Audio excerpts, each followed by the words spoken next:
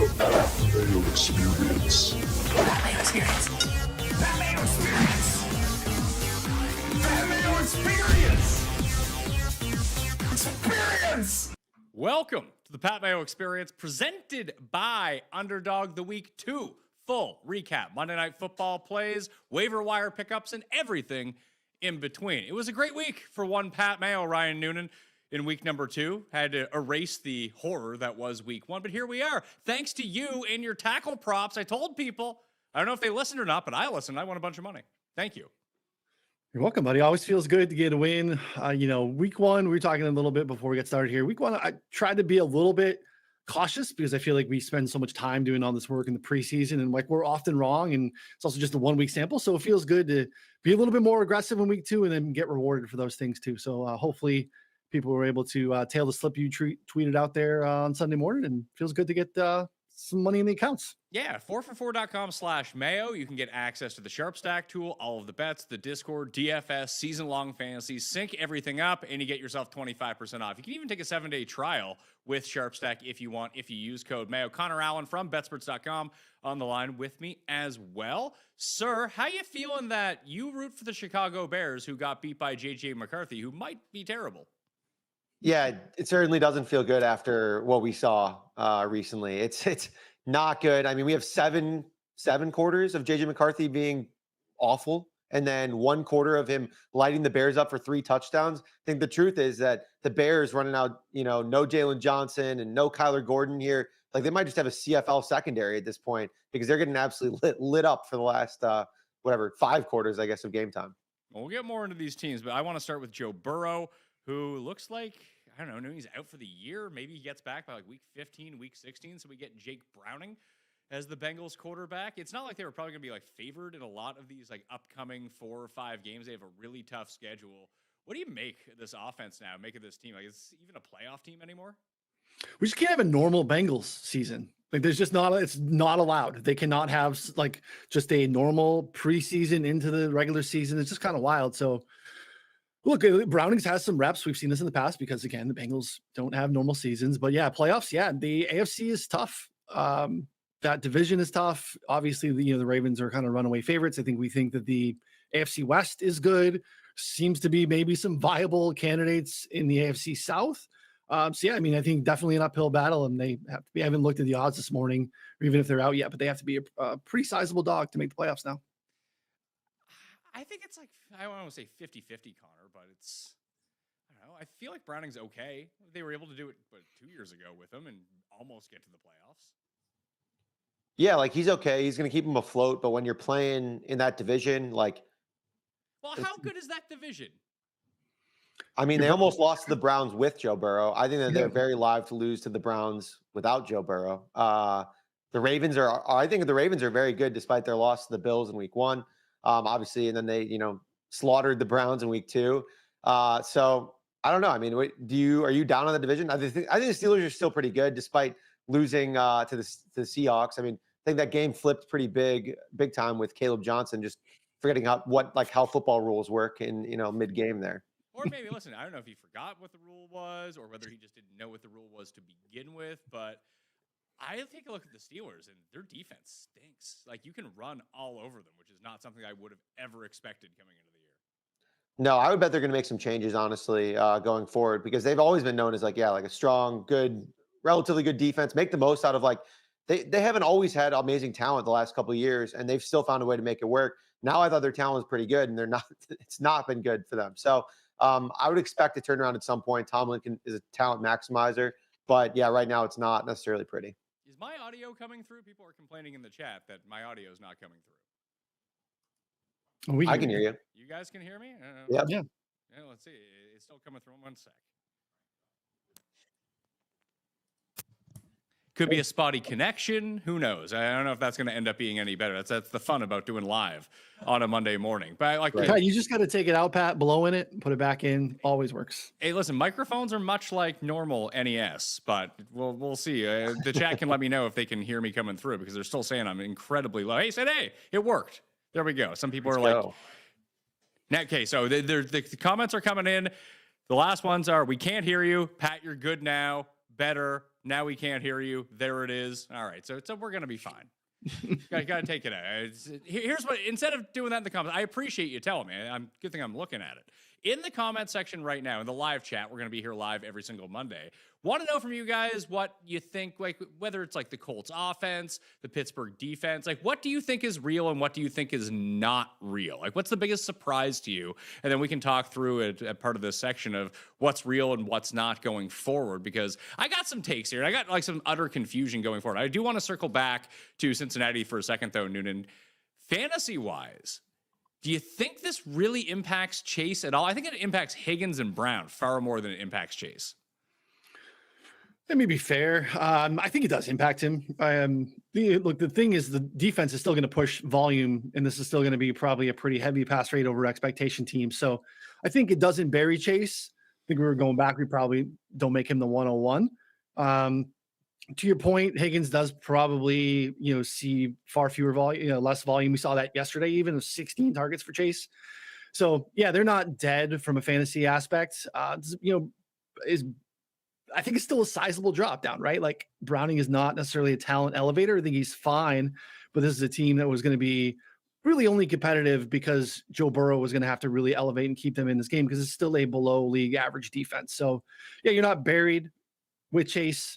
You're probably feeling a little bit less like maybe Higgins is like a wide receiver 3, like a high end wide receiver 3, bottom end wide receiver 2 now instead of maybe an elite wide receiver 2. And then all the ancillary pieces aren't really going to be worth rostering most weeks. Looking at their upcoming schedule, Connor, like it was going to be a shit show anyway. I mean, maybe at the Vikings is not as difficult as maybe I would have thought that it was going to be a week ago, but I still think that the Vikings defense can be pretty good. But at the Vikings, at Broncos, Lions, Packers, then you get Steelers, Jets, Bears, at Steelers, Patriots. Like that could be 3 losses followed by 5 wins potentially. But I don't know if they were going to be favorites in any one of those next 3 games, would they? It would be close against the Vikings, and then Broncos at the Broncos. No, not against the Lions. Definitely not at the Packers, especially how they're playing right now. And defensively, like I think the Vikings defense actually, I mean, they still played well. Like I think they're still played a good showing for the most part. But there's only so much you can do when the offense can't move the ball at all. You're basically just constantly on the field. So yeah, I don't know. I think that to Noonan's point too, like we saw Jake Browning start 7 games, 2023. Joe Mixon in those games averaged 18 fantasy points per game. Jamar Chase averaged 13. T. Higgins averaged 15.7. Offense was still passing at a higher rate over expectation. So I think that it'll be like fine to your point. Like it's not just like full panic, like, bench him immediately. But at the same time, like there's probably a little bit of a dip here. And they could lean in more into the running game. Like we could see more Chase Brown, who I think will probably get going in better matchups. But I don't know if the Vikings are a better matchup here right away. So I mean, I think we're kind of like in wait and see. And if you have really good other options in your fantasy team, maybe start them. But I mean, most people in 12-team leagues you're probably just stuck starting these guys, to be honest. Would you be okay? Did you find it strange? I mean, maybe it's a Burrow thing and we just never put any of the blame on him, but it felt like he had no time to throw against Jacksonville. Whereas it seemed like Browning did have time to throw, if that makes any sense. Someone tweeted out this stat thread about it, and it's like a massive increase in like Browning time to throw versus Burrow time to throw. And I don't understand it either. They're like talking about how maybe it was like stylistically the type of offense that they're playing, whereas like Burrow just drops back so much and is willing to extend plays, whereas Browning maybe they'll hand the ball off a little bit more. They'll get the ball out quicker because he's not going to try and extend plays. Like that's my only explanation for it, but I think it definitely exists, Pat. That's what I saw too. Well, that's what happened. I mean, look, I'm looking at the data now. Browning got the ball out 2.42 seconds. Burrow was 2.79. So, almost a half second, quicker release for Browning, which is something, right? There's some hero ball to Burrow, and when it works, you get rewarded for it, and you want to do it again. So, compounding problem that we see really in Chicago again with Caleb Williams, right? This is really bad habits to break. So the data backs it up. Browning got the ball out quicker, significantly. It could also be a product of the offense that Joe Burrow wants to play as well versus what they have to do with Jake Browning. I'd be very curious to see what the personnel changes offensively were, of how many 5 wide they were playing with Burrow basically they didn't do that with Jake Browning at all. Are they bringing tight ends in? Are they keeping running backs in the backfield to help him out a little bit, where Joe Burrow just wants as many options down the field as possible for him to, like you said, to make some of those hero ball plays? The other thing that I've heard kicked around is like, will the Bengals trade for a quarterback to fill this gap? I don't see how, who is available to trade for? Kirk Cousins is basically the only name I can think of. Jameis, if you want Jamar Chase to break every single record in the NFL history, but also throw like 20 interceptions, it'd be electric to watch, but probably bad from like a football decision. I don't understand why would anyone trade for Kirk Cousins right now? Not interested. It's a lot of money. He looked awful too. I mean, he's just, it's over. Like, he looked bad. He couldn't like throw off his back foot after the Achilles injury. He's old. I mean, yeah, I think Browning's probably the better option, honestly, at this point. Yeah, I just don't see enough of a gap right now between what we saw from Cousins and what we're seeing with Browning. And I mean, that was last year. It's been almost a full calendar year since we've seen Kirk Cousins in game action. It's been 10 months that we saw Breece Hall come back from his injury last year, did not look explosive at all, and he didn't look explosive against the Bills. But week one, he looked like the old Breece Hall. When you're at that elevated age, Noonan, and you're coming off an Achilles injury that maybe like 12 months after, maybe you do need the full 2 years to recover. Maybe he's okay. Yeah, that's probably fair. They have to add somebody to the room. But Browning, I think, being in the system for a little bit, having some success, to your point, gives him the leash. I don't think anyone's coming in to compete with Browning for the job, again, unless he goes down. So, which is, again, possible because it's the Bengals. Somehow these things seem to happen to them. But yeah, I'm with Connor. I mean, Jameis would be so much more fun. It's significant, like, fantasy upgrade. I don't know that we would be, dinging them much at all. I think his YOLO balls would be a lot of fun to watch. But yeah, I mean, I wouldn't be rushing to go take on the Kirk money at this point. It makes a lot of sense to kind of look for a cheaper option. I thought that the Colts would be pretty terrible coming into the year so far. Really, really wrong. So, Connor, you were kind of with me on Daniel Jones, being kept down. So far, he's kind of spat in our face. But Noonan, I'll go to you because you seem to be somewhat objective on this. And you gave me some great Colts defensive props in order to win yesterday. So I really do appreciate that.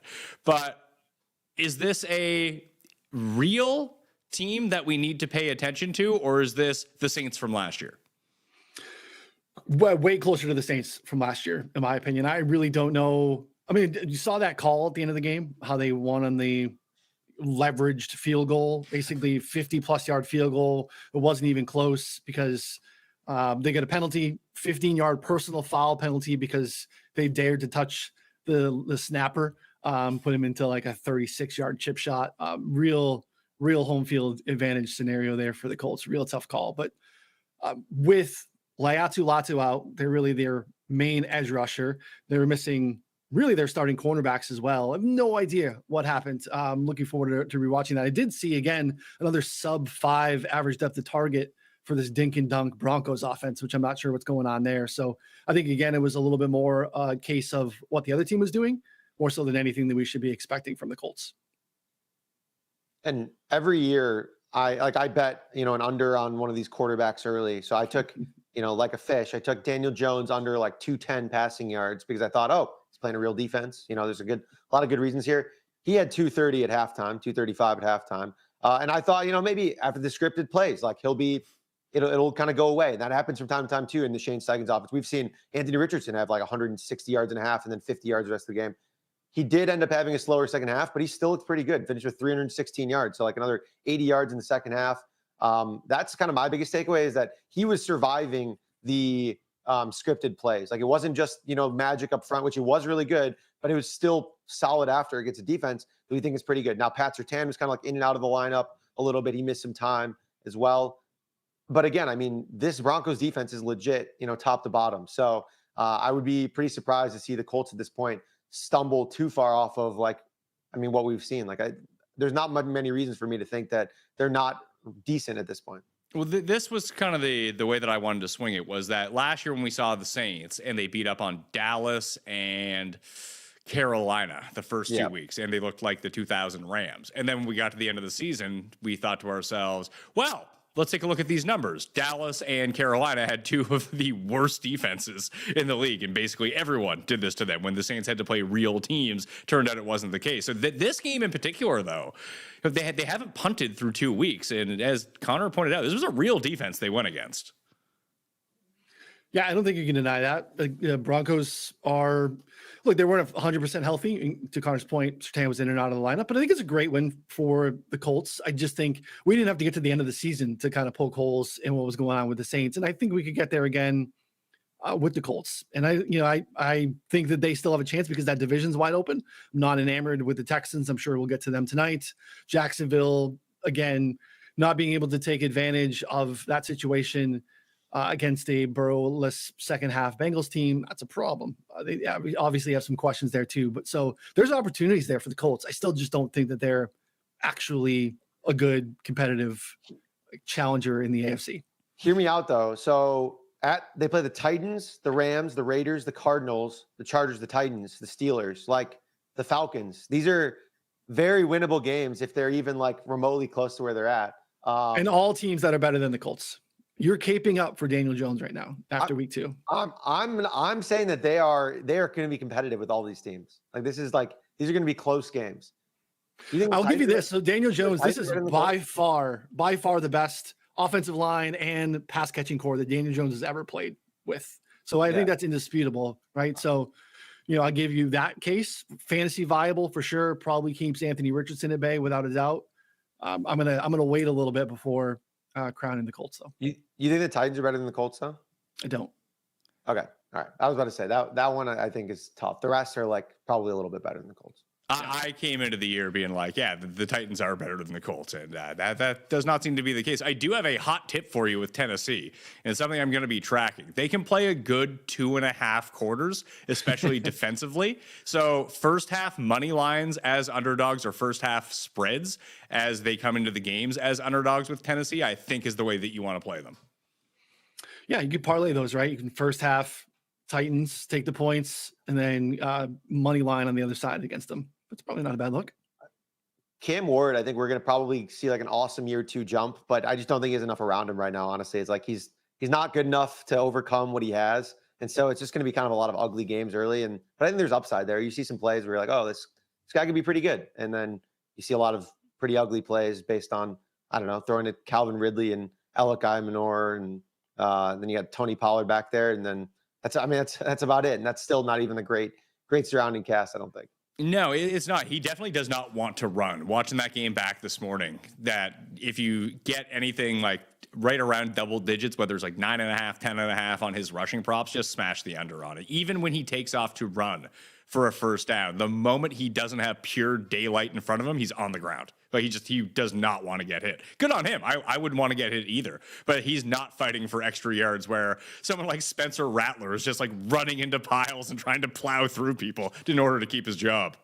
Yeah, a guy's got the Elway Super Bowl grind in him every single time for sure. So yeah, look, he got rewarded for that, like the throw that coaches would be begging you to never make, like sprinting to the sideline, throw it completely across your body, just kind of degaff into the end zone, jump ball scenario, and hey, touchdown. So yeah, not great, but that it worked for him, I guess. Like the Rams lived in the backfield too, so tough spot for him, home debut. I'm with Connor though. I think long term, and maybe it ends up being back half of the season, maybe it's year 2. Probably some encouraging signs there, but the surrounding cast is really hard to prop up here.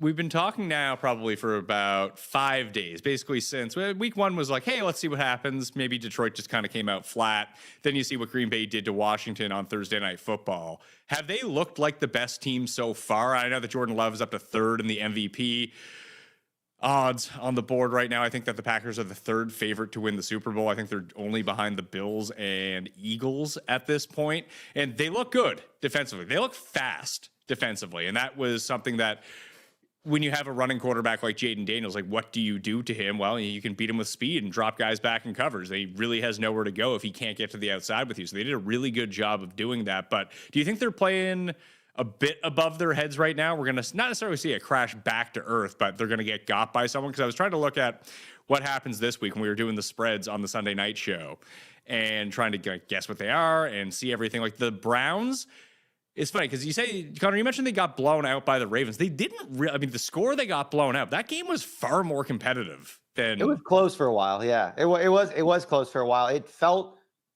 well, when the Browns had the ball offensively, it was just like, I mean, there was nothing. Like, it was a tire running without air. Like, it was just Flacco dropping back hopelessly. Like, the amount of times he was throwing the ball out. So, but their defense played really well. Like, their defense held the Ravens at bay, I think, to your point, like the Ravens can do anything for a half plus, like of total game time there. So, yeah, I mean, Packers, Browns, like maybe just the under would probably be a better look here because this Browns defense is good. Like we've seen 2 games now. They've held the Bengals and the Ravens to total box score ends up being what it is, but they didn't play very well.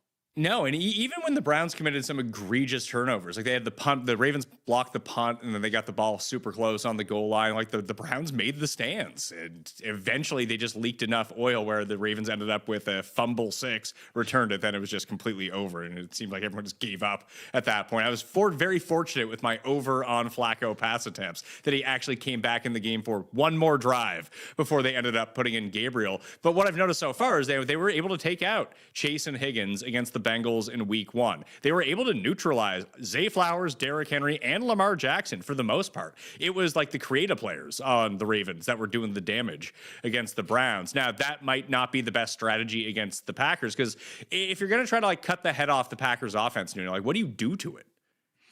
Yeah, they're such an interesting, fascinating team because they play really slow. It's not one guy, right? Like in fantasy, we like to have here's a clear alpha one. We like to have the hierarchy, and it's just a bunch of guys mixing in. Maybe that gets a little cleaner with the Jaden Reed injury, but they play slow, but they take a ton of YOLO shots deep down the field. Like they attack aggressively and scheme wins down the field. And, Jordan Love throws a nice deep ball. And some of that explosiveness comes from Tucker Kraft at the tight end position, who just has actually kind of done this for now 2+ years since he's been in the league. I've bet multiple Tucker Kraft longest unders. I'm like, this guy cannot keep getting away with all this yak at tight end. And he seems to, this is part of his game. So they're absolutely nightmare planning for defensively.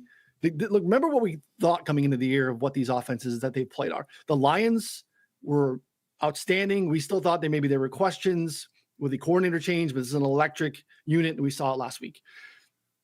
The Commanders play fast. They're dynamic. And they, again, both at home, but they shut them down and got pressure. And that, like you said, the speed jumps off the page. The questions that we have at the perimeter corner are really almost aren't answered because they get so much quick pressure. And I think they're legit. So I don't think that it's an overreaction. They beat 2 really, really strong offenses and completely neutered them in a really, really public way. So I don't think it's a fluke. I think they're here to stay. Connor, looking at how this game sets up, I know that Matthew Golden hasn't converted yet, but all they're trying to do is get him deep shots down the field. He's going to come down with one against the Browns because the Browns are going to sell out to stop Jacobs and take away that 20-yard crossing routes, the outs, like the Tucker Kraft type area, and they're going to go single high and they're going to get burned at some point. It's basically what they just did against the Ravens, that eventually they got deep in this one-on-one coverage because someone got behind them. And I think the Packers take enough of those shots that they'll convert on a few of them, but I don't really see them doing much else in that game. Yeah, and Golden was close to having I think 2 last week. It just never came together. But yeah, I think you nailed it with how, if you're thinking about how you're going to stop the Packers, it's probably first and foremost stop the run. Second is pressure Jordan Love because there's no they rotate wide receivers. There's no stud there, and then it's probably take away try and limit Tucker Kraft's yak. I don't know if there's a ability to just fully remove it because he's seems like he's probably a pretty good player at this point. But yeah, I think Golden props will be really interesting. I think the under maybe in the game could be interesting. Just could be an ugly one, to be honest. Well, they came through for me late, Connor, with I was all in on Tyquan Thornton, longest reception.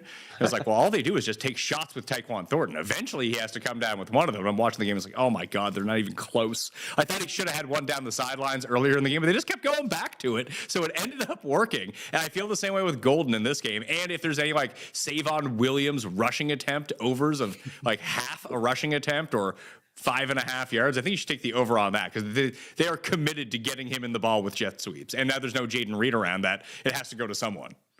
The one Tyquan Thornton catch where it looked like he was just alligator arms above his head. You could have thrown him that ball 10 times and he's not catching it a single time just because he has no idea what's going on above his head. It was one of the most embarrassing, not even contested catch. He just flat out missed it basically. And then ended up connecting later. So I'm glad your bet got home. Obviously on the deep one there, but I saw that and was like, man, this guy probably just shouldn't be on the roster. It was really embarrassing. It's sort of the tale of two guys. Tyquan Thornton has like the largest ADOT in the league right now, I think, Noonan. And I think Debo has the smallest of any like legitimate receiver. But his over receptions is just gonna, especially with Eckler out. Like everyone's talking about like, oh, is Bill Krosky gonna end up with like 4 catches a game, or is that gonna go to Chris Rodriguez? It's just gonna go to Debo. That's who they're gonna throw to. Yeah, no, I think that's a good call. I forgot to go back to Tyquan Thornton. I had it on the list of things I wanted to look at this week, and on Friday afternoon, it was not posted yet. But yeah, the Tyquan Thornton uncorrelated. He might be a new uncorrelated darling, Connor. We go under receptions, 60 plus yards, right? It's going to pay out 12, 13 to 1 for him to be our new uncorrelated god. But yeah, that's just how they're going to use it. That's all you should probably use it for anyway, right? Just that straight speed.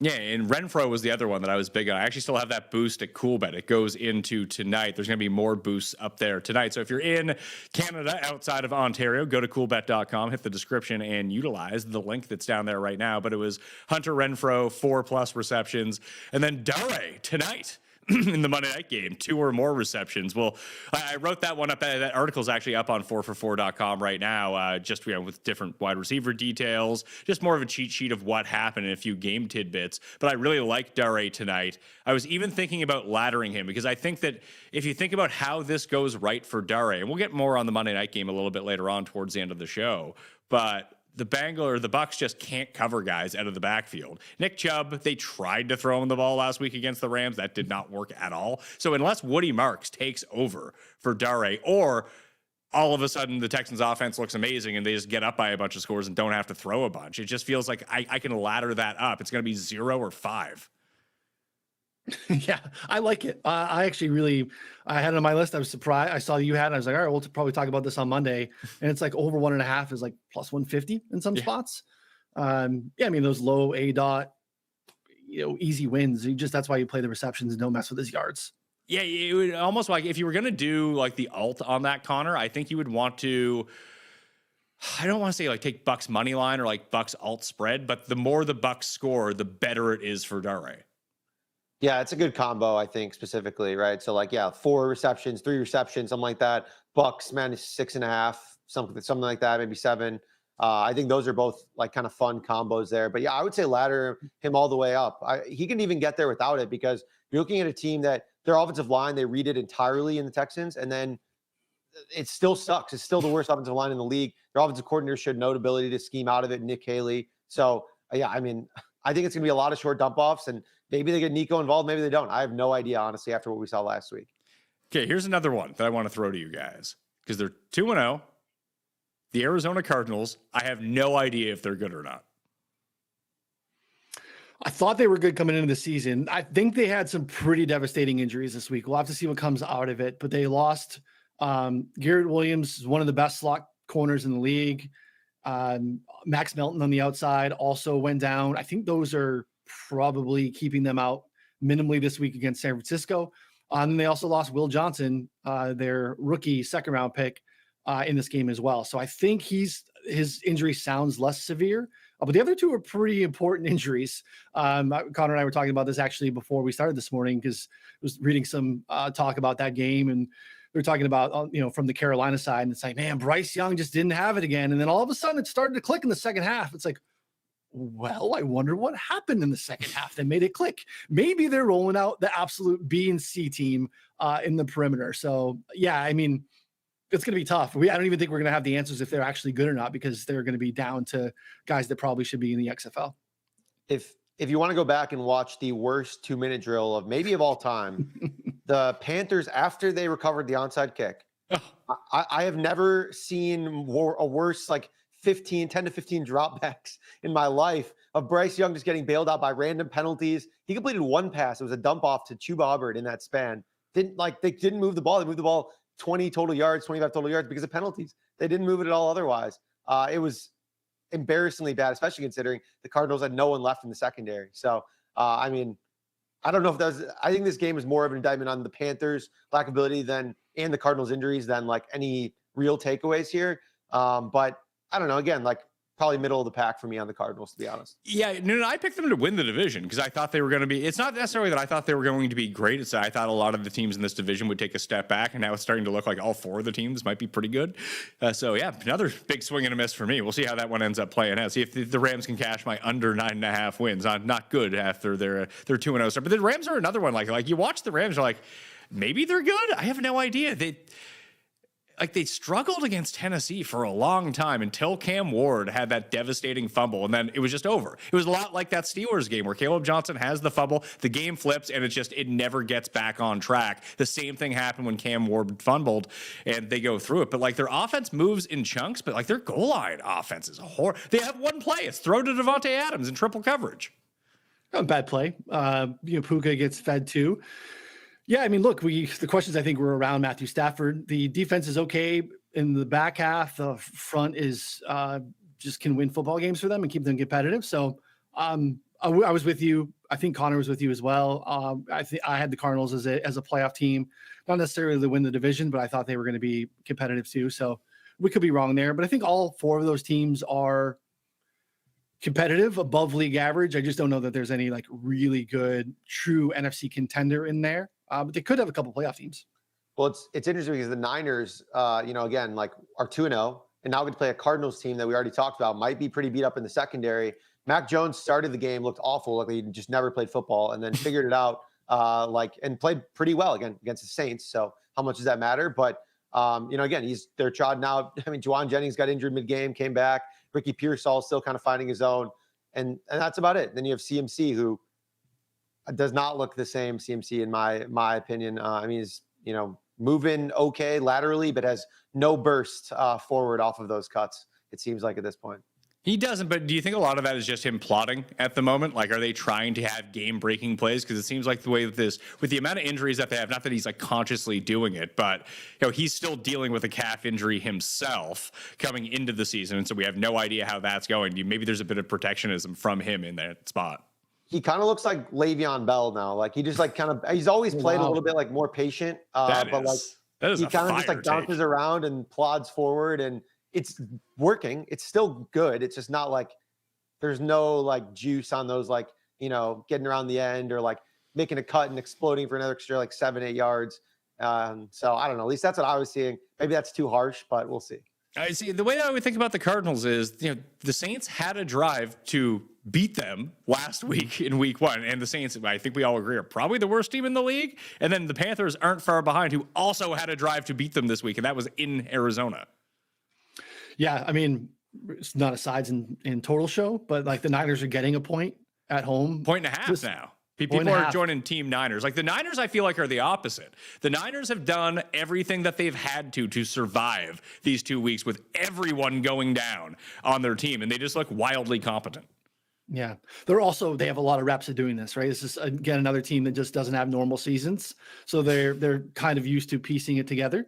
I don't think Trent Williams was particularly healthy. He played. Obviously, they're loose ends at receiver and tight end and stuff like that. So yeah, I think we all agreed part of it was the schedule, right? Like the Niners were probably the best team coming in, best regular season team historically, and the schedule is just so far, especially compared to the other teams in the division, so much easier. So yeah, I mean, I still would make the Niners a significant favorite in the division, even though we've seen some better play, but I'm less sure that the Cardinals are a playoff team based off of what we've seen. To your point, it was a drop Juwan Johnson touchdown from tie week 1 against the Saints. Juwan Johnson might be like a real fantasy tight end now. Like he might be just a top 7 tight end because he's the only guy in this offense. He and Shaheed, I suppose, kind of do stuff, but Juwan Johnson's just involved every week, regardless. You don't come off the fields that in the tight end game is you're running 70% of the routes. It's huge. You're a tight end 1. This guy's running 95% of the routes. Like it's in a team that's always trailing. Yeah, I played 32.5 receiving yards this week. Almost played the receptions as well. Both hit. Connor, I know, is hoping that he didn't go over by much, Connor. So we might get another good Juwan Johnson number, actually. So, yeah, we're going to smash some good ladder opportunities in the future. Yeah, he had 9 targets. I mean, the Niners have historically been really good because of Fred Warner against tight end. So I was like, okay, I mean, the spot is way too low for the usage he's seeing right now. Hopefully we get another good spot, next week and a good line there because I mean, if he's going to see 7 to 10 targets every week and is playing this much, like he's going to nuke all season. In the backfield for the Cardinals, I thought that James Conner got hurt, but he didn't. They were just using a lot of Trey Benson, far more than they did in week 1. And that it didn't blow my mind, but I was like, what's going on here? And I was happy. I had the under on James Conner receptions at 2.5, which cashed very easily because all of a sudden Trey Benson's now their receiving back. He was in the 2-minute drill on long passing downs. Like Conner touched the ball, 12 times in the game? That seems insane against a terrible run defense with Carolina. All offseason, they talked about how, he's still our workhorse. And then he came out personally and said, oh, no, we're like a 1A, 1B duo.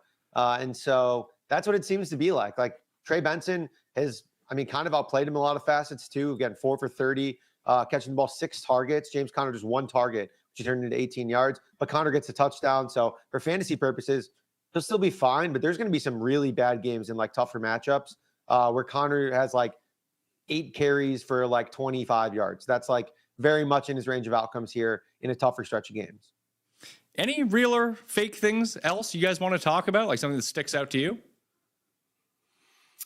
What about the Chiefs? What do we do with the Chiefs? Chiefs are fine. Okay, I agree probably. The Jets, they stink. Okay, who's worse, Miami or the Jets? I think the Jets. I do have, I'll telling myself because I have worse record Miami bets. So I'm hoping that it's Miami. But negative 41% completion percentage over expectation for poor Justin Fields. You hate to see someone concussed. They did him a favor, get him out of that game. Like it was really, really, really rough. So I think it's probably the Jets, but it's close. Yeah, it's funny because I have worse ticket on the Jets to be the worst team in the league. True, so we're both like rooting for both these teams to be pretty bad. And I think that's like, very much in play here. I don't know. They're playing each other soon. So right now I would think I would take Miami to win against the Jets just because I don't know, the Dolphins passing game has been like okay at times, so far this season and so is the Jets. The Jets made it look good against the Steelers, but I think we're finding out right now that the Steelers defense is not looking too hot overall. Well, that's what I'm trying to think of. I'm trying to think of like what are teams, because obviously if you're playing Chicago or if you're playing Dallas, who I think play each other this week, like those games are over. So that game is, now that everyone's going to bet the over on that game, just pencil in 17-14 for some reason. Like who knows? But there's certain teams where you wouldn't think about it. I come back to that Pittsburgh point. Like Connor, you said you think that they get their act together defensively. Noonan, what if they just don't have the personnel and they're just a sieve on defense? They do have the personnel, which is the weirdest part. They played without Joey Porter Jr. yesterday. That mattered. I think it was a little bit of a problem. It showed up. But I think it's a really good, at least on paper, thought it was going to be a really good run defense. Now they lost, they drafted Derek Harmon in the first round from Oregon, defensive tackle. He got hurt. He hasn't played yet. So they obviously want stuff from him. But if you just look on paper, it's a really talented group at all 3 levels. So I am surprised. Like I do feel like I don't want to make the case that the Steelers defense could be like the opposite again. We'll reference the Saints offense of last year. Like I think that we're going to get to a point where this is a significantly better defense. They start to show their teeth a little bit because none of it makes sense so far. I did not think that we would see Sam Darnold go in there and kind of have his way again, feeding JSN. You got a ton of explosives. Anytime Kenneth Walker touched the ball, he did stuff. Anytime Zach Charbonnet touched the ball, this looks like an elite Steelers rush defense. So, yeah, I'm not ready to throw in the towel on the Steelers defense yet. I did watch the game with my close friend who's a diehard Steelers fan, and I was MFing the TV up and down. I'm like, I got kids around here. Can we calm down a little bit? But he was not very excited. I threw a poll into the chat right now, Jets or Dolphins. I'm curious to see how that goes. If you're in the chat right now or you're just watching after the fact, smash a like to the channel. If you want to participate in the chat, you need to be a sub to Mayo Media Network on YouTube. So please go do that. That helps us out tremendously. The Jets and Dolphins play week 4 on Monday night, Connor. I think I'm going to do a watch along with Cust, and we're going to try to get some Dolphins fans into the room too. That just has depression written all over it. Did you say Monday night? Is it a prime time? Oh, yeah. Oh, my. All right. Well, I can. Garion's a Dolphins fan, isn't he? Get Garion in there. Garion is, but he has slow pitch, so you got to watch out. He's like the Psycho Sid of the Mayo Media Network. When softball season ends, we'll get Garion back. Yeah, that's a tough. It felt like it was a Thursday nighter. I didn't actually realize it was an island game, but man, tough. Go and take your significant other out to dinner. Just do a favor and be like, hey, yeah, it's Monday Night Football, but babe, we can go out and do something today. We're fine. Yeah, be a hero. It'll be great. Who do you think is more susceptible as like a giant favorite in each of these week 3 games? Because I feel like week 3, this happens every year. The one that sticks out in my head the most is Josh Allen's rookie year when Minnesota was really good. I think that the Bills were 17.5-point dogs, and Allen just went in to Minnesota and beat the shit out of them and looked like Josh Allen, like the Josh Allen that we know now. He looked like that in that game for the very first time.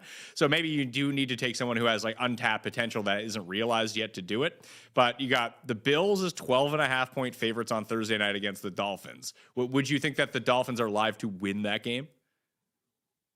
No. Better chance. Mike McDaniels gets fired after this game or Miami wins.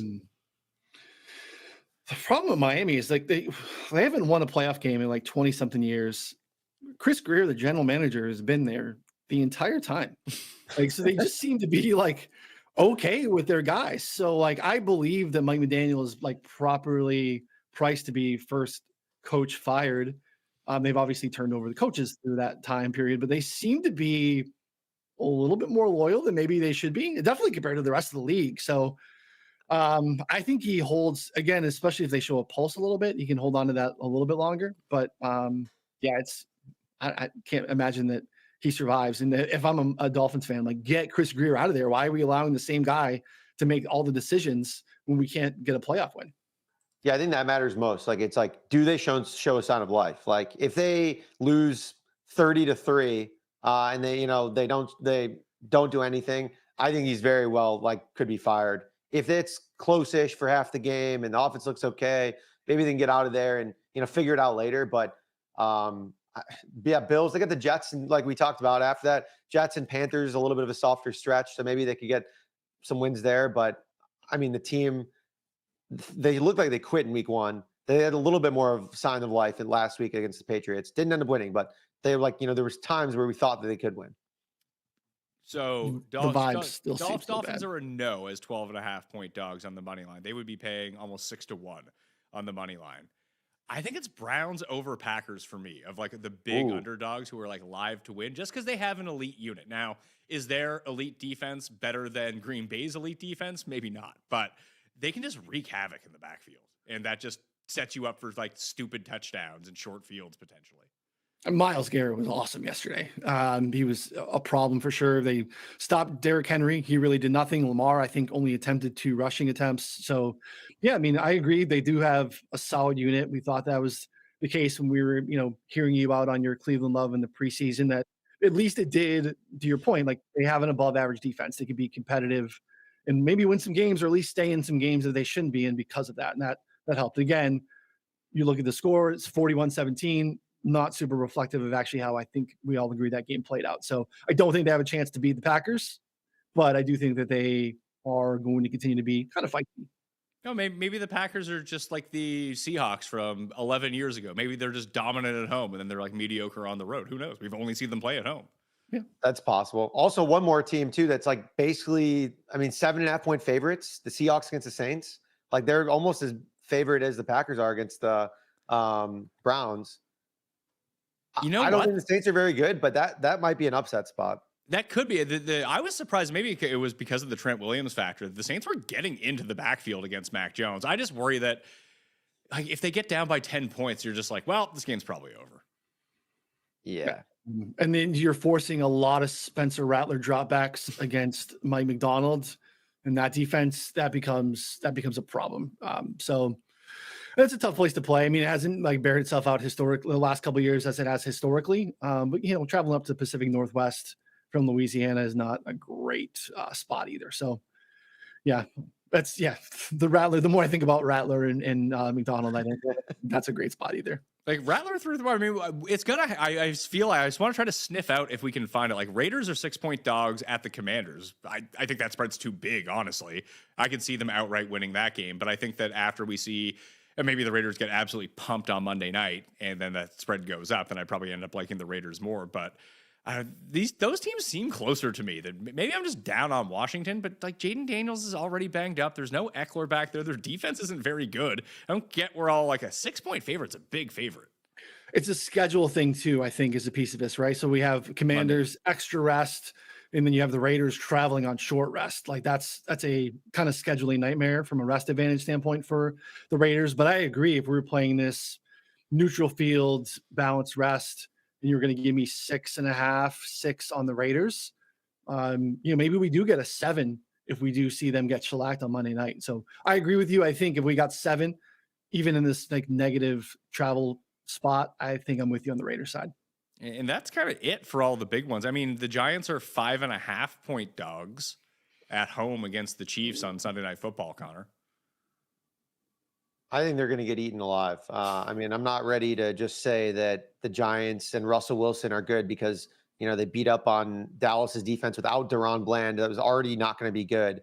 I can't get there. I think that the Chiefs are ripe for a bounce back spot here, even with one of the worst receiving cores in the league right now that they're trotting out there. I think defensively, they're in a really good spot here to kind of take advantage of this Giants team that, again, we're 1 week removed from just an awful, awful week 1 performance from the Giants where they couldn't do literally anything.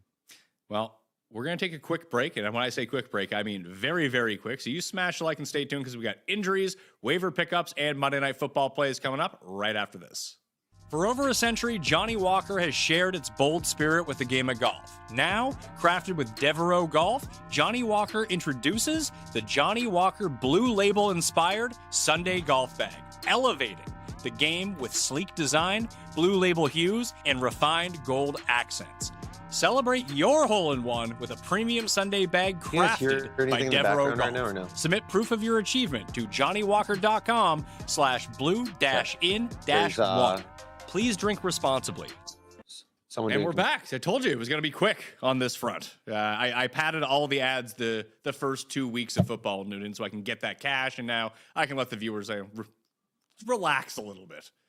Yeah, promo code Mayo for, I don't even know. There's so many things out there, but just use promo code Mayo. Anytime you go, and buying anything online, just put in Mayo in the promo code. You might get a discount. Yeah, go to the grocery store. Use code Mayo. See if that works. That could end up working out. Here's the injury report. I have all of this up on 4for4.com. It's also in my newsletter. You can sub to that for free. It's where I send my rankings out on Wednesdays as well. Aaron Jones, this one kind of happened late, and I think everyone just tried to drink themselves to death while watching that Sunday night game. But he exited with a hamstring injury. Maybe he ends up playing this week, or we get a whole lot of Jordan Mason in week number 3 against the Bengals. Kyle Juszczyk exited the game for the 49ers because they can't go games without losing guys. So now they lost their fullback to a concussion. We'll see if he plays next week. Austin Eckler's obviously out for the season. Will Shipley and Jalen Wright both didn't play at the running back position. Jaden Reed is out until early November. Xavier Worthy didn't play for the Chiefs, but could play on Sunday Night Football against the Giants. That's at least the expectation right now. Christian Kirk, Josh Reynolds, and Jalen Royals all did not play in week number 2. We'll see what their status is moving forward. And then tight end. And we'll shimmy into Brock Bowers here in a little bit because it looks like he is going to go on Monday Night Football. It's not a certainty as of yet. But here we are. George Kittle's out another 2 to 4 weeks with his hamstring. Dallas Goedert didn't play with a knee injury. Isaiah Likely still has not played a snap in this season, but he might get ramped up to play in week number 3 for the Ravens. We'll see. Darren Waller, who continues to apparently be retired on the Dolphins, is he ain't playing. Then the quarterbacks, obviously Burrow's out for maybe the season, maybe till December.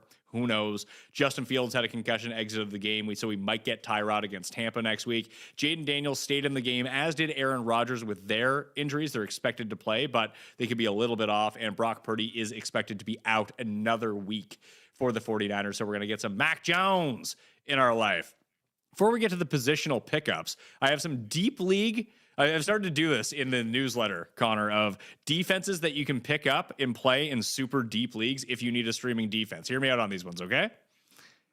Hit me. Seattle is less than 25% owned. They're at home against New Orleans. Although we did talk about, could you play the other side of that if you're in like a 16-team league? Pick up the Saints. I mean, hey, there's probably worse options. So, yeah, why not? Are there? Yeah. Carolina. Maybe. Carolina. Yeah, and that's fair. So Seattle's number 1. New England at home against Pittsburgh is number 2. The Giants at home against Kansas City is number 3. Jacksonville at home against Houston is number 4. And then Tampa at home against the Jets are number 5. All of those defenses are like sub 12% owned in fantasy leagues. And I think that they have paths to getting there, honestly. Tampa against the Jets is a fun one too. I like that. That's kind of like especially like Todd Bowles' defense against Justin Fields. I mean, he's probably licking his chops already. Well, the issue is when you play the Jets, guy. I don't know, and I didn't actually look at what Buffalo ended up scoring in week number 2, but the Jets run so much that they're not actually good for opposing fantasy defenses. Like, you want the Flaccos of the world out there chucking it 45 times. Yeah, they either. Well, the good news is though is that if you get up by enough, then you see Justin Fields have to throw it or do something or turn the ball over, and they only scored 10 points last week, and you usually get points. Mostly gets points for like points allowed in some aspects. So if you're keeping them to like 10, 13 points, you're in a good spot there. Any turnovers is great. But yeah, to your point, like I guess it limits the upside if they're running the ball 30 times a game. Do you have any preference of those ones, Noonan? Yeah, I think the Patriots and the Seahawks are probably the best looks there. Patriots are actually, getting a lot of pressure, turning over their teams a little bit, and Rodgers, they're going to play a lot of man. I think at this point, and Rodgers will take some shots against man, but I think there's more opportunities for sacks there as well, and then turnovers from Rodgers for sure, who's still starting to already bark at his guys on the field. So yeah, Pats or Seattle, who we've already called out for the Spencer Rattler stuff. Was he barking at his guys more than Liam Cohen was barking at Trevor Lawrence? That was bad. He should be barking at Trevor Lawrence. Yeah. I mean, I don't know what we do with that. I mean, Trevor Lawrence, he could be the next Steeler quarterback in a couple of years. Once, that didn't work out and Rodgers is retired, I could see him being another Steelers reclamation project. Yeah, I don't know. I don't know at what point we kind of start to actually talk about what we're seeing there with Trevor Lawrence. It's not what we thought, I think, coming in. It's not good. Yeah. And Liam Cohen too, like about Brian Thomas Jr. You saw that presser of him like shying away from contact, throwing him under the bus completely, being like, I'm going to have to go back and look. Cause he wasn't like going up for contested catches because he was like scared of getting hit. It was really bad. Does this worry you about Brian Thomas, or do you think this will be the prevailing narrative of the week because everyone's going to latch on? He's running his route short, he's avoiding contact, and Lawrence's passer rating to every other player on that team, I think, is like 80 plus, and to Brian Thomas it's something like 13 in terms of passer rating. That everyone's just going to go pound the under on Brian Thomas, and then he just explodes for like 200 yards. I'm not betting the under, and I love unders. I think like 6 of my 7 plays were unders this week. I can't bet it because I think he's so talented and that they're going to figure it out. I do really think that it's going to click still, but I'd be lying if I didn't say I wasn't at least a little bit nervous like about this and like the dynamic right now, because vibes seem very bad, based on just body language, based on what they're saying publicly. Maybe Liam Cohen's not a leader of men. Maybe Trevor Lawrence is a punk. Who knows? We'll get a 30 for 30 on it in a couple of years. We're burying the lead here. We're burying the lead, Pat. McCorkle Jones is a kingmaker. When you look at the on-off splits of when Brian Thomas Jr. exploded last year, it was with Mac Jones. It is like it punched me in the face this week. I couldn't believe it. We were talking about Mac Jones, and people have got this. And look, I'm not going to necessarily say Mac Jones deserves to be one of the 32 starting quarterbacks, but maybe he's not awful. And he really elevated Brian Thomas Jr. last year. The splits are sizable, and I think you can't really argue against it. So we need to be kind of pumping the brakes on Mac Jones is bad. Maybe we need to be pumping the brakes on, Brian Thomas Jr. is good without Mac Jones. Is Roma Dunze the greatest player of all time, Connor? Because Caleb Williams looks like John Elway when he throws to him and looks like me when he throws to anyone else. Yeah, I got a call recently. They're building a statue outside of Soldier Field of Rome right now as we speak, just because after his one performance, although he did drop like 2 or 3 balls late in the game, but he's like their clear wide receiver 1, I think, at this point. And we'll see better performances from Caleb and them in the future. Maybe this week against the Cowboys. Like, is DJ Moore just dusted at this point, or does he just have no place in this offense? He looks kind of lost, right? Like they're like moving around a lot, using him in the backfield, and that was the worry and the concern that I think best case they were using him like Debo. A worst case they're using him like what they're using him right now. Looking at the pickups for this week, there's like no one at running. I guess if Jordan Mason is somehow available in your league, I don't think that he would be the pickup with this Aaron Jones injury. What was the last time you can remember us getting through 2 weeks, Noonan, where it's been clean for running back injuries? Yeah, it is. I mean, it probably happened, but because we've been doing this for a very long time, but nothing that I can remember. I mean, you typically get a big one even in like late preseason, and I can't even really remember anything like that swinging so far this year. But yeah, running back Aaron Jones sounds like the biggest one so far, but I think Mason's good anyway. Like they need to be getting more Mason touches. We've continued to see that. So he is in a real nice spot this week. I think his longest is already on my list Monday morning for looking for that one this week. Like Eckler's the only guy who's really gotten hurt. He's out for the season with the Achilles tear, but Connor, it seems like that's the one running back who gets touches that we can't really pinpoint where those touches are actually going to go. No, because then they're gonna activate Rodriguez, which I think actually could impact JCM's like early down work more than anything. And then McNichols might have some pass catching roles still. So like I think we're gonna see Krosky Mare between the 20s, like full time basically, and then maybe some Rodriguez at the goal line, maybe some McNichols and third downs. Like we really have no idea what we're gonna see, I think, out of that rotation still. But yeah, I think the signal for me is you should be trading for Jordan Mason if possible. Like if Aaron Jones is already banged up and he misses any time, like I think that Mason's upside is massive. But again, because he's already injured, like I think he's in a really good spot. Mason's in a really good spot here to potentially, I don't know about league winner, but definitely be like a solid RB2 plus anytime that Jones is out. So I was looking at how owned some of these wide receivers are. Would it surprise you to learn that Cedric Tillman is only owned in 39% of fantasy leagues? I love Cedric Tillman. Cedric Tillman is awesome. He's a top 20 receiver for fantasy. He's by far the best option the Browns have, and they utilize him the most of anyone. I mean, he got there against, in a kind of roundabout way, he got there against the Ravens. It's like, so he's going to continue to be like their best receiver, and they keep having Harold Fannin in there and Njoku kind of working together, and Judy still sees plenty of targets. But if Flacco's going to throw the ball 40 plus times a game, like you can support 3+ options virtually every game. Yeah, so like it's like Tillman, Wendell Robinson, and then the big pickup this week, Ryan, is going to be Troy Franklin. Do you believe in Troy Franklin? I kind of believe in Troy Franklin a little bit. There's chemistry. These, Bo Nix and Troy Franklin played together, right? The shower narrative from Oregon. They used him a ton. What was interesting there was they started to rotate some other guys in place. Like even Cortland Sutton didn't play as much as Troy Franklin. So if he's going to be out there in what we thought was going to be the Marvin Mims role, there's something to it.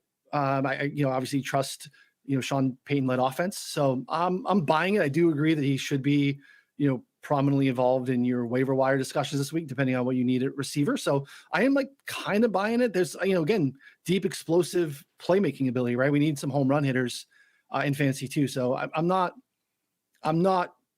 thinking that it's completely fluky, especially when he's on the field this much. The Wan'Dale Robinson one is really fascinating because they gave the Slayton the bag this offseason. We thought he was going to be on the field a bunch, and all of a sudden they're using Wan'Dale like he's Slayton, like he's winning vertically, right? We thought he was going to be like a slot merchant, and he's like pushing vertically down the field. That one is what's also fascinating to me. Yeah, poor Slayton. I like Slayton coming into the year too. It's a big nothing burger. Although I think he had like 60 yards this week. He almost got away from it with a long touchdown, but that's what you're playing Slayton to do anyway, Connor. Is just you talked about the Tyquan Thornton type with the high ADOT, just bet the under receptions over yardage. Like Slayton is that guy to a T.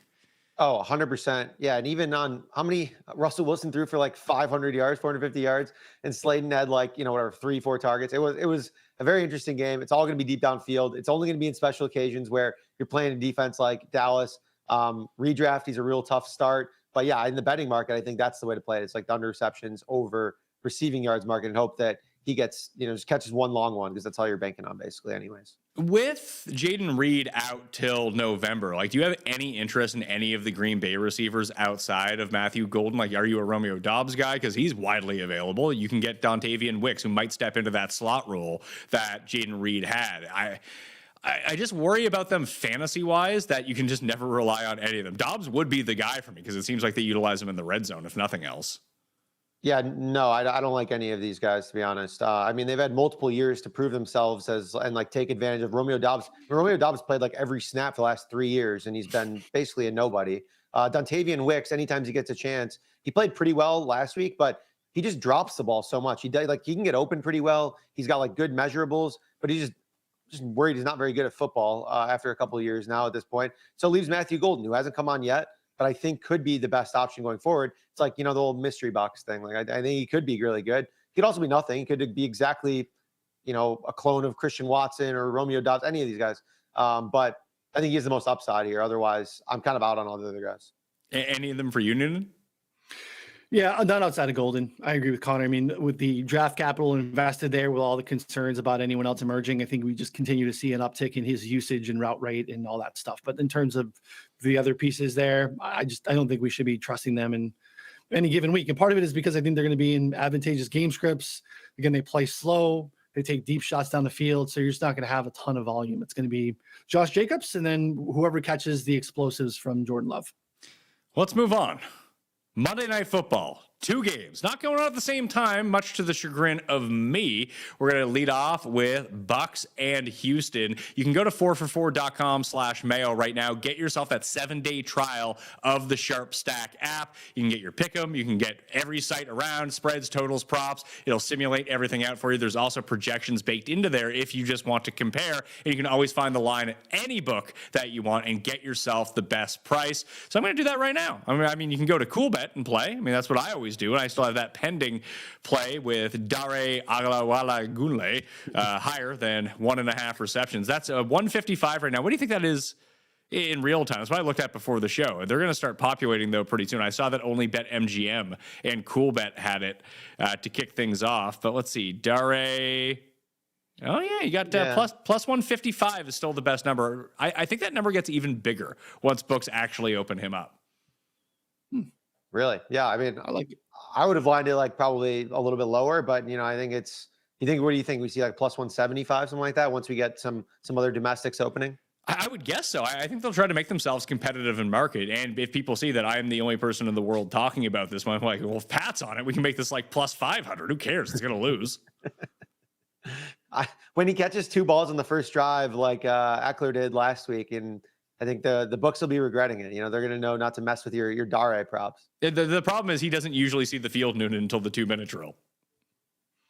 It's okay. Those count the same, right? They count the whole game. So it doesn't matter when we get them, as long as we get them. Look, I mean, we've seen it in this era of Todd Bowles / Vita Vea. Consistently, teams playing against the Bucks have a significantly lower run rate over expectation. Teams skew massively pass happy. And I just have concerns about this offensive line for Houston holding up. And I think that's, another reason where you can get in a game script that works for Dare as well. So at coolbet.com right now, the Texans are 2.5-point favorites, minus 112, plus 2.5 for the Bucks. If you want to take that, is minus 104 at the moment. So it does seem like the steam is coming in on Houston, which frankly I find really surprising, Connor, after watching week 1 and what Houston was able to not do offensively. Yeah, if anything here, I think that the under is probably a better look here, just because we're looking at a team in the Texans that, like we touched on a little bit earlier. Nick Caley comes in as offensive coordinator. They redo the entire offensive line. They draft Jaden Higgins and they draft Jalen Noel. They sign Christian Kirk. Kirk is out. Noel and Higgins are running as like wide receiver 3 and 4 behind Xavier Hutchinson, basically, and Nico Collins. They're not moving Collins around at all. And then their running game, Nick Chubb, looked a little bit better towards the end of last week, but looked awful to start. He's kind of old and coming off of multiple major surgeries. And so, yeah, like in this matchup, I don't really see an easy path for them moving the ball consistently. And then on the other side, like I worry about the Bucks passing game. Like Baker Mayfield's average up the target shot up from like 7 to like over 10, basically last week. And so now he gets a Houston defense that's really strong. They allowed the lowest completion rate in the league last year at 58%. So like, it's going to be like, are they going to live and die by just like bombs again? That's kind of what I worry about with this Bucks team here. So I'm personally staying away from the side in total because I don't love either team, to be honest here. Are there any individual I mean, the Bucks plus the under would probably end up being the move. Although I think I would just like if you were to tease it, like you're trying to find a teaser play from each of these like 4 sides and totals that you could do, it would probably be tease the under down, tease the under up, and just tease up the Bucks to 8.5. Like I don't know what to make of the next game in terms, like I like the Raiders, but they're one of those teams that I most definitely would not tease Noonan, only because I could see the Chargers just beating them like 30-0. Yeah, right. We get an answer to the Chargers thing, and it wouldn't matter what you teased it with too. But I think you're probably right. I mean, that's sitting in a nice side on the Buck side to be able to tease it if that's something you wanted to do. Get it through the 3 and the 7, which is super important when you're doing this. In terms of teasing totals, I don't love it, but I think I would lean under in the game total, right? So if we're going to add points to it too, I don't hate that. So it would be the leg. I would just kind of do that in this game. I'm with you. I think there's probably too much volatility in the night game, the later night game. So the Sharp Stack tool is telling me that the best bet on the board right now for EV from this game, and they're actually like populating in real time when I'm looking at this, so I got to scroll back down. Jaden Higgins over 26.5 receiving yards. That's a tough look for me. The over on 26.5 for him. The tool doesn't love overs very much. I know. That makes it more interesting. Yeah. Do you guys have anything like under Bucky Irving receiving yards? I don't know if I necessarily. I'd rather go under Bucky rushing yards over Bucky receiving yards.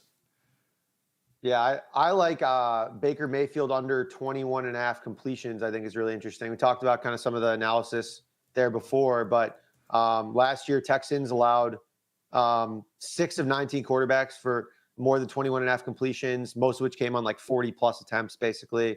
And yeah, like we said, Baker's basically is living and dying by some deep passes. Now, came against the Falcons, whose defense looked pretty good against the Vikings. So it's like that transitive property we touched on as well of like what is real, what's not real. I'm still not buying the Falcons or like some elite defense or anything like that. So I think the Texans are significantly better than them and probably keep them at bay. So I think Baker under even 20.5 completions, which I think the market's at now, is pretty interesting. And the Higgins one, I kind of like the under. I don't know. I'm seeing some shops, I think, depending where you're looking at, 26.5 at some spots and 24.5 at some sharper books. So I mean, he didn't run that many routes. That's kind of the problem.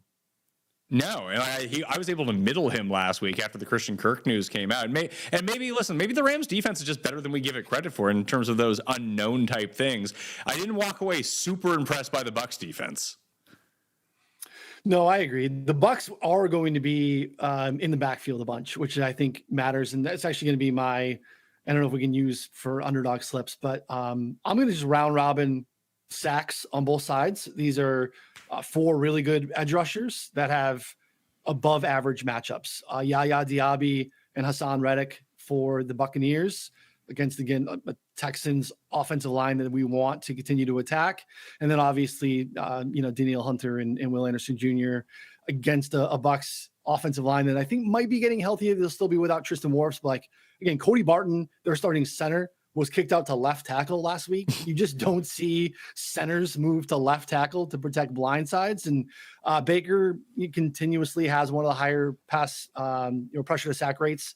When he gets pressured, he goes down at a higher rate than average. So I think both of those Texans defensive ends can get home too. So we round robin those, just to cover our butts here. So probably be how I'm going at that game. Well, let's try to see those for a second, like what those would end up paying if we're just looking at sacks. To record a sack, why won't this open? Of course, the moment that I need this to open, nothing is opening. Yeah, the tricky part, I'll cook for you for a minute while you go ahead. Some FanDuel, DraftKings, there's some other books, Bet365 offer basically to get a sack, and that counts as a half a sack. We had scoring, so when you have over a half a sack, that's trickier because you actually need the scorekeeper to be on your side to give you the full sack. So I like betting them on FanDuel, DraftKings, 365. I don't know what CoolBet does. CoolBet has the half. So like Danielle Hunter's like plus 160 for over a half sack. Levante David, we don't want Levante David. We want Will Anderson. Will Anderson's actually minus 120 for over a half sack. No, that would not be a bet for me. So I want to go on the places that have over a quarter. I think Diaby's a great look. I think on FanDuel he's like plus 154 or something like that.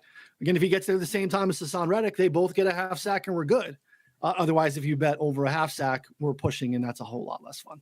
And you want them to, You would play all 4 of them and you'd round robin them?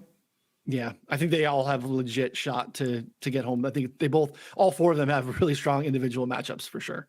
Diaby's probably the best price of the bunch. And Daniil Hunter on the Texan side, those are probably the best prices. I don't know why we continue to get better prices on Daniil Hunter, who I think is currently a better football player than Will Anderson Jr., who maybe ascends to being a better football player than Daniil Hunter. He's just not currently that guy, but we have to pay the price on draft capital, I guess. So like Yaya and Hunter would be the 2 that you'd put together? Yeah.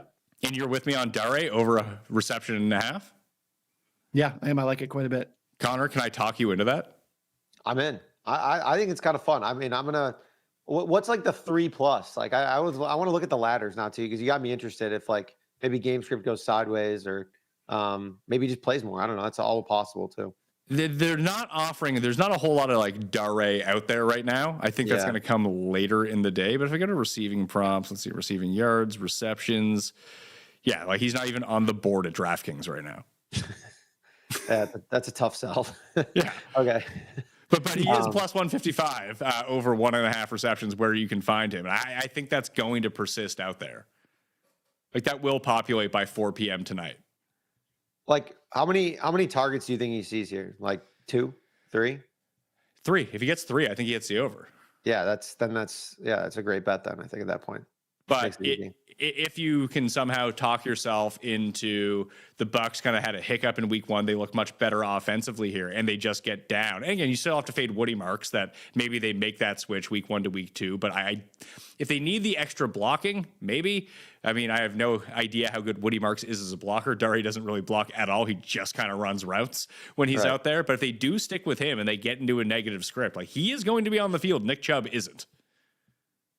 100%. Yeah, I think Woody's breakout is going to be delayed. I mean, we all the rookies are like starting real slow. I think it's just kind of a Texans thing right now. It's like they're easing them in slowly. So I would be pretty surprised to see Woody now. I think week 4-ish, maybe week 5, they probably kind of start to work those guys in even more. But yeah, I think for now it's going to be Dare pretty well ahead of him.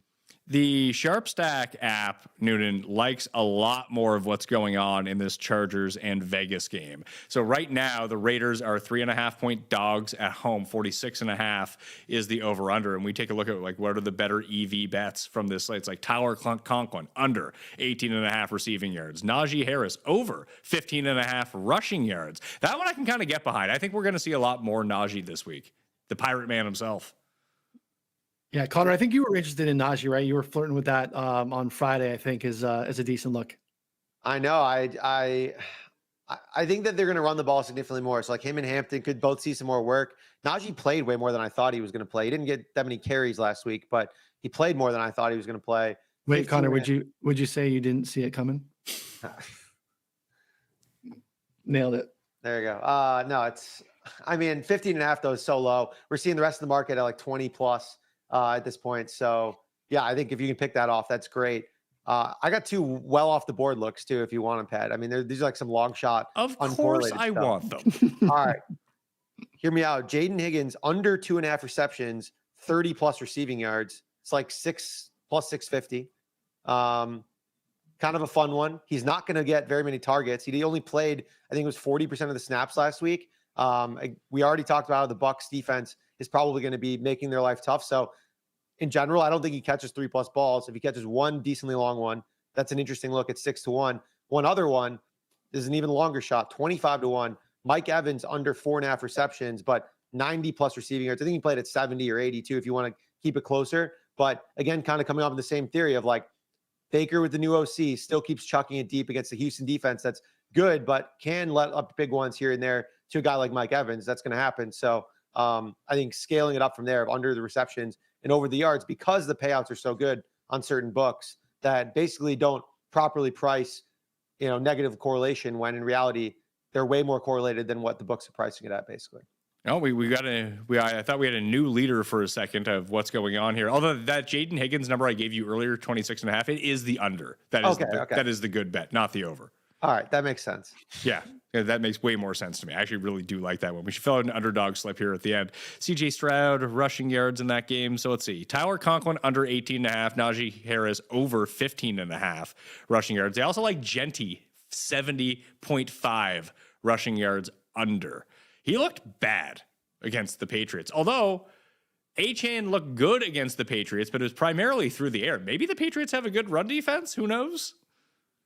Yeah, I think they do. I think they're about an above average unit. And we have, again, pretty small sample, but like the Chargers were like a really strong run defense last year, and the Chiefs got nothing going on the ground last week. That could be Hunt and Pacheco. If you want to make the case for that, I understand it.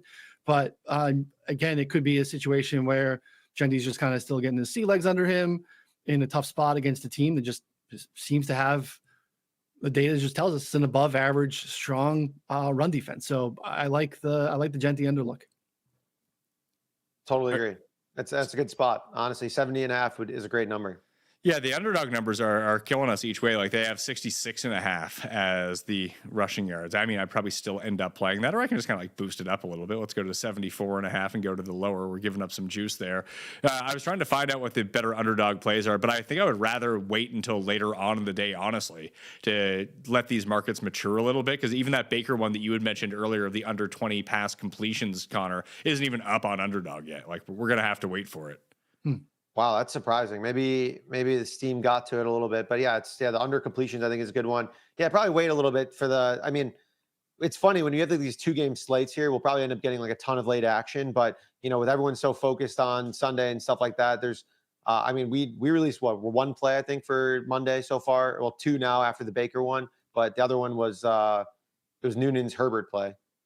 Yeah, I played Herbert over 14.5 rushing yards, which is I think out to 17.5 or so now, which I actually still think is probably bettable. So good. It's like the coach speak coming out of that game Friday night in week 1 kind of goes along with some of the stuff that we have heard from the offseason. Like they flew out to Oregon to meet with Josh, and the agenda of the meeting was to talk about how dynamic his legs are and how they're leaving yards on the field. And it paired itself out with 7 attempts and 30-something yards in week 1. And, I think you can see some pressure from Malcolm Kuntz and Max Crosby here. So if that flushes him out, along with a designed rush or two, I think he's very much in play to get to 20. What do you think Brock Bowers looks like in this game if he plays, which he's supposed to play? Yeah, it's tough. I mean, the usage was weird, but again, he was involved so much every time when he was on the field. I feel like he's so important to what they're doing. He's probably good to go. It's not a spot that I love for him, but I don't know where your leans are there, Connor. 62.5. I mean, it sounds like it could be an under. I love betting these injury unders because, like, I mean, what if he just like is like on a snap count and like no one's told him, or like he's just limping out there? I mean, he just kind of came up lame in the middle of a route and there wasn't even sure he was going to play. They already kind of were using Michael Mayer more in the preseason. I didn't think that usage would translate in week 1. It did translate. He wasn't playing as much as we thought. He's just awesome. So he like ended up crushing anyways. But the underlying usage numbers were not good in terms of like routes run, participation, anything like that. He's no Juwan Johnson apparently in 2025. But 62.5 honestly is a little rich. I kind of thought we'd be like low 50s or something like that because we don't even know how much this guy's going to play. So here's what I'm doing. Here's the underdog play. It's going to be for the late game. Code Mayo at underdog right now will get you a deposit bonus of up to $1,000. Play a $5 entry, get a free $50, win or lose, and you'll get a free pick for the game as well. Michael Mayer higher than 20.5 receiving yards. Brock Bowers lower than 59.9 receiving yards. And then we'll throw in that Najee Harris one of higher than 18.5 rushing yards. And hopefully he gets that going on the ground. And that pays 6.5 to 1 on underdog. Can I see if we have a tackle available in this game? Do we have tackles available in this game? Please hit me with those. I'm just curious what the Devin White number is for the Raiders. Devin White number for the Raiders is 6.5, and the higher is actually plus money. Yes, they juiced it. So there were some, and some books still have some 5.5s that are out there. I actually really don't hate the 6.5, to be honest. I mean, he had 11 in week 1.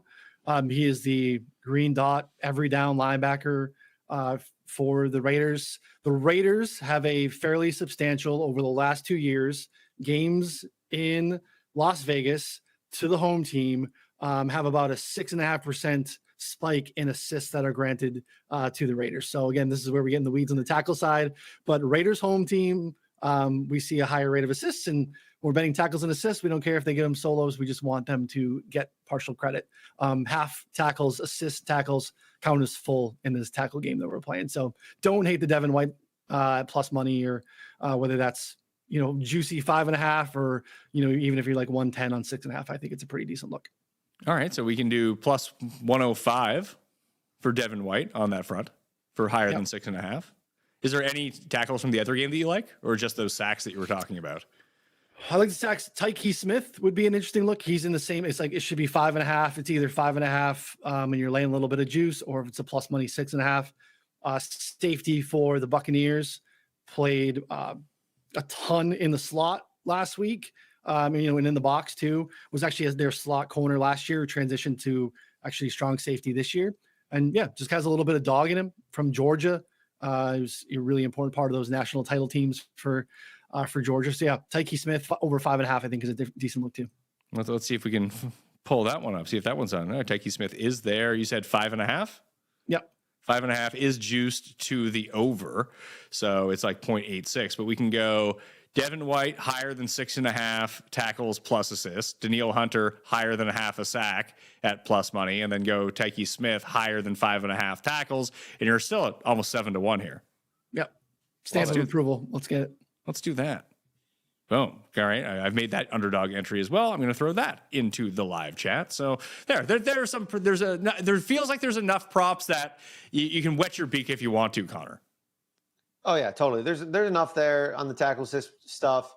Maybe we get some late reports. Who knows, that you can get down some extra stuff here. Like if we get Najee Harris is going to be the one clear 1B, or split time 50-50. And the 18.5 becomes an absolute hammer. You can get down more on there. Dameon Pierce props are kind of loading. Is he even going to play? I don't even know. That's could be an under even a really low number there. Yeah, he was returning kicks for them last week, so maybe that just makes him active. And then if it'd be the worst if you had the unders on that, then like Nick Chubb gets hurt, then all of a sudden there's a bunch of Dameon Pierce. Yeah, he had 3 carries last week for 5 yards. There was all the talk about it, like the scheme change, like helping him. I just don't think that matters when the O-line sucks this much. And and they talked about wanting to use Nick Chubb more. I don't know. I'm seeing some 9.5s right now. That's calling my name in kind of a sick way right there. 9.5 for rushing yards on Dameon Pierce. I think the under could be an interesting look there. If he might see like 1 carry or none, honestly. I know that I'm in on this Dare over receptions, Noonan, but like Nick Chubb's is half a reception. Yeah, I didn't look at his route participation. He had a target. I remember him, and he just botched it so incredibly badly. Yeah, it's never been a big part of his game. So, I'm not a sicko like Connor. Occasionally you can get me there on just like, hey, we don't think this guy's going to play, and they post a number that they shouldn't.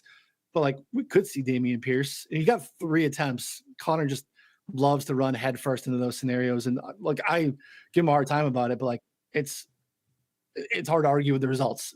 He absolutely crushed it, like almost 70% on unders last year. So I poo-poo it less. They just bets sometimes are just like, there's no shot I would ever make that bet.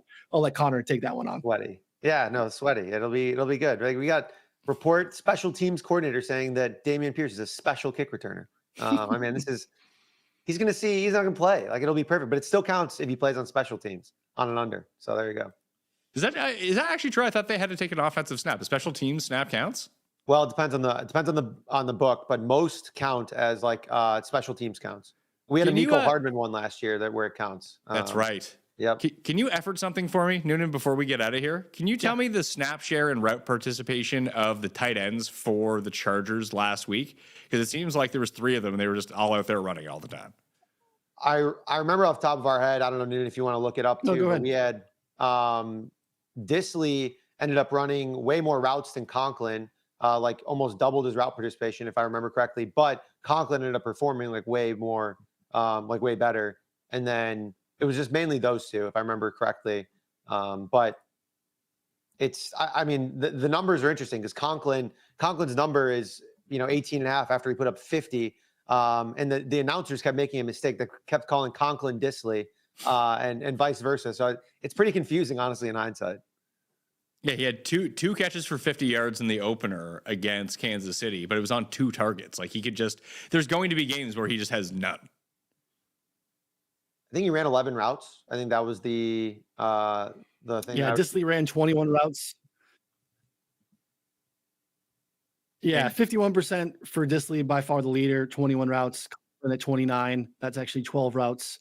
Conklin was targeted 2 times. Disley targeted 1 time. Yeah. 18 and a half is that's like a catch for him potentially. It's a tough sell, honestly. It is. I mean, these low unders, like 13 and a half. Mm-hmm. Yeah.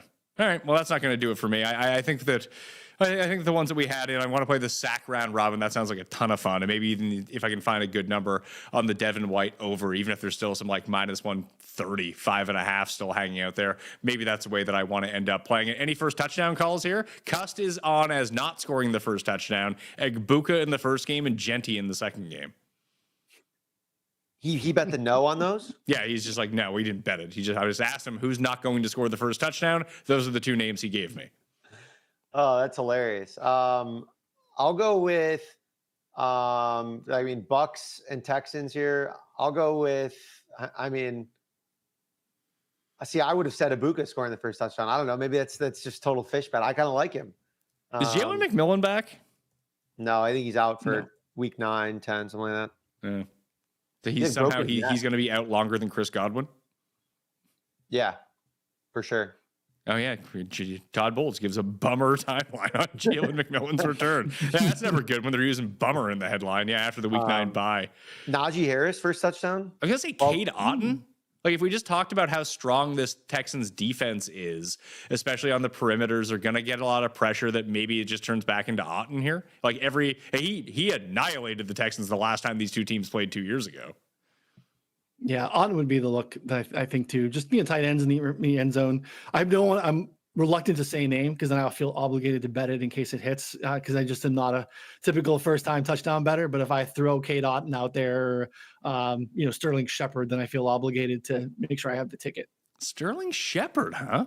Sterling Shepard is 22-1. That's a terrible number. Cade Otton's only 18. I'll probably, you know what? I'll bet Cade Otton 18-1 first touchdown. That'll be fun. That's a waste of money for me. Michael Mayer, first touchdown, 28. That's not bad. I mean, he was another guy that Cust once said wouldn't score a first touchdown. He ended up scoring the first touchdown on a Sunday Night Football game in like the 4th quarter. I remember that game. The first touchdown in the 4th quarter. That's rough. It was Jets Raiders. Yeah, we had that last night too. It was the same situation. Who do you think gets the goal line carries for the Chargers? Do you think it's going to be Omarion or do you think it's going to be Najee? Because if it's Najee, he's 12-1 for the first touchdown. Yeah, I think probably Najee, honestly. If they feel comfortable that he's like acclimated, I think it's probably Najee. I think that's the look in that game if you're going to do it. Because if not, like Trey Tucker, after scoring the first touchdown last week, got absolutely beat down. Disley's 30-1, maybe, but I don't see anyone beyond that you'd probably end up wanting to take. Yeah, there we go. Other guys play. Otton and Najee are going to be my 2 first touchdown bets for the night. Maybe I'll parlay them together too for extra money lost. It's always double down. Yeah, of course. You're going to get like any time touchdowns, 2 touchdowns. You're going to play all the different circuits here. But those are going to be my 2 first touchdown plays, Najee and Cade Otton for both the primetime games tonight. All right, guys. I'll talk to you guys next Monday. What do you got going on during the week? Same as usual, 4for4.com/plans. Check out the SharpStack 7-day free trial. If you have any questions, you can hit Connor or I up or Pat as well. Definitely check it out. I think it would be a great addition to your process. Move the Line is Connor and I's show Tuesday, 11 Eastern, kind of more extended thoughts on week 2, early looks at week 3, and then prop drop 3 p.m. Eastern as well. You can find Move the Line wherever you listen to podcasts, 4for4 live on the YouTube channel. And then lots of written content, lots of tackles. Come hang out. Connor, are you catching any good numbers on those prop drops? Definitely. I mean, we're lines are moving live on the show. We got some good number. We're live usually during the Friday inactives, which means usually like you'll get a couple of random injury reports that'll come up and we can, live hammer some random props there. So it's always a good time. All right. That'll do it for me on the Pat Mayo Experience. I'll be back live on Tuesday morning with Jake and Ian to do the Week 3 fantasy football rankings, and obviously with Cust and Jeff for the Spread Pick Show on Tuesday evening. So stay tuned on Mayo Media Network. Smash like, sub to the channel on your way out, and subscribe, download, rate, and review the audio podcast on Spotify and Apple. You can find all the videos up on Spotify along with the audio now too. So help us out over there if you got a Spotify account. Even if you don't listen, just turn on those auto downloads and help us pump the numbers, all right? I'm Pat Mayo. I'll see you next time.